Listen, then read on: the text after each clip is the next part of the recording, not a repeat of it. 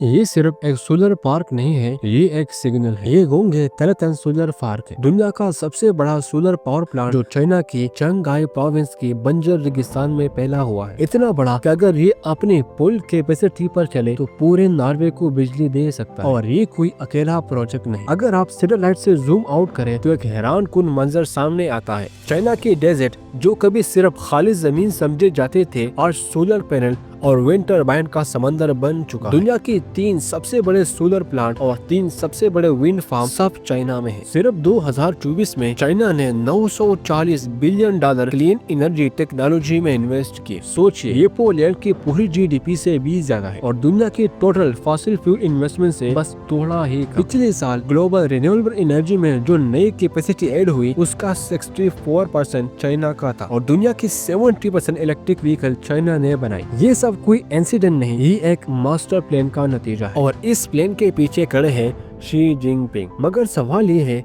China ने ये सब कैसे किया? चाइना वाकई जीत रहा है या फिर ये एक स्टेट बैकड चीट कोड है? और सबसे इम्पोर्टेंट, इसका ग्लोबल इकोनॉमी पर क्या असर पड़ेगा?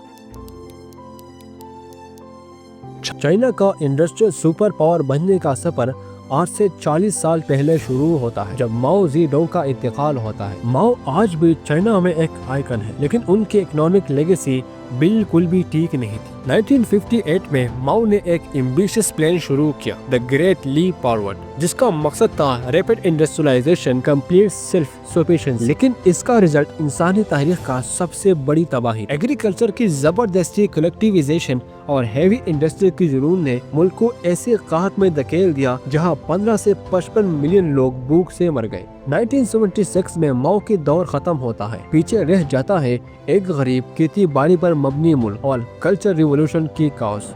माओ के बाद आए डेंग शियाओपिंग, वही शख्स जिससे माओ ने कभी कैपिटलिस्ट रोडेंट कहकर निकाल दिया था। 1978 में डेंग पावर में आए और एक बात समझ गए, अगर चाइना जिंदा रहना चाहता है तो आइडियोलॉजी से ज्यादा रिजल्ट चाहिए। उनका फेमस स्क्वाड आज भी चाइना की रूह बयान करता है, इससे फर्क नहीं पड़ता कि बिल्ली काली है या सफेद, जब तक वो चूहे पकड़ती है। रिफॉर्म एंड ओपनिंग अप के बैनर के नीचे मार्केट्स को प्राइस सेट करने दी गई, फॉरेन इन्वेस्टमेंट के दरवाजे खोल दिए गई, प्राइवेट बिजनेस की इजाजत मिली। 90s तक इसका असर नजर आने लगा। 1980 से 2000 के दरमियान जीडीपी पर कैपिटा 5 गुना बढ़ गए। चाइनीज फैक्ट्रीज का माल दुनिया भर में बिकने लगा और फिर आए स्पेशल इकोनॉमिक जोन, जहाँ सबसे मशहूर था शेनज़ेन, जो कल तक सिर्फ एक फिशिंग विलेज था। शेनज़ेन की इसी इंडस्ट्रियल जंगल में एक नौजवान काम करता था जिसका नाम था वांग चाओनफू। गरीब घराने से केमिस्ट्री का स्टूडेंट और एक क्लियर एडवेंचर्स के साथ चाइना के सुपर चीफ लेबर। 1995 में चाइना जीडीपी पर कैपिटा 600 था, लेकिन जापान की जीडीपी पर कैपिटा $44,000 था। वांग ने सस्ती रिचार्जेबल बैटरीज बनाना शुरू की और कंपनी का नाम रखा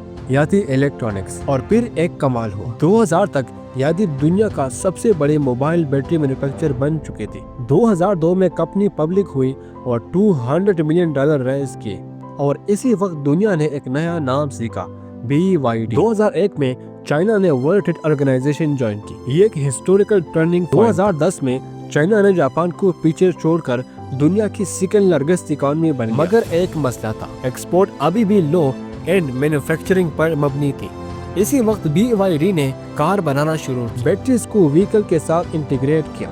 तब शायद कोई सीरियस नहीं लेता था, लेकिन फाउंडेशन तैयार हो चुकी। 2015 में शी जिनपिंग ने ऐलान किया, made in China 2025। Message clear था, चाइना बड़ी फैक्ट्री है लेकिन स्ट्रॉन्ग। हाई एंड टेक के लिए हम दूसरों पर डिपेंड करते हैं। तब टारगेट सेट किए गए, robotics, aerospace, biotech, electric vehicle. ये सिर्फ पॉलिसी नहीं थी, ये एक डिक्लेरेशन ऑफ वॉर थी, एक इंडस्ट्रियल वार। पिछले साल 2025 में चाइना ने 240 गीगावाट सोलर और वाइंड कैपेसिटी इंस्टॉल की, मतलब हर सेकंड 100 सोलर पैनल। चाइना आज सोलर पैनल 80% ग्लोबल प्रोडक्शन करता है, विंड टरबाइन 60%, लिथियम बैटरीज 90% और BYD की फैक्ट्रीज ब्राजील, हंगरी, थाईलैंड, तुर्की सब में इंस्टॉल की गई है, जिसका ट्रेड सरप्लस $1 ट्रिलियन से ज्यादा है। चाइना की कामयाबी के पीछे एक और सच है, state support. China EV subsidies पर $बिलियन देता है, सस्ती बिजली और जमीन, स्टेट ओन्ड बैंक से chief loan, government bulk order. 2011 में शेनज़ेन गवर्नमेंट ने BYD को दुनिया का सबसे बड़ा इलेक्ट्रिक बस ऑर्डर दिया। ये फ्री मार्केट नहीं, ये स्टेट कैपिटलिज्म है। वेस्ट कहता है ये चीटिंग है, चाइना कहता है नहीं ये प्लानिंग है। लेकिन सच ये है दुनिया आज चाइना के बगैर ग्रीन ट्रांजिशन नहीं कर सकती। सोलर हो या बैटरीज, चाइना के बिना क्लाइमेट गोल नामुमकिन लगती है। वांग चंगफू का जो ख्वाब 2010 में पागलपन लगता था आज वो हकीकत है। चाइना ने सिर्फ चीजें बनाना नहीं सीखा, चाइना ने दुनिया को इंडस्ट्रियल फ्यूचर लिख दिया।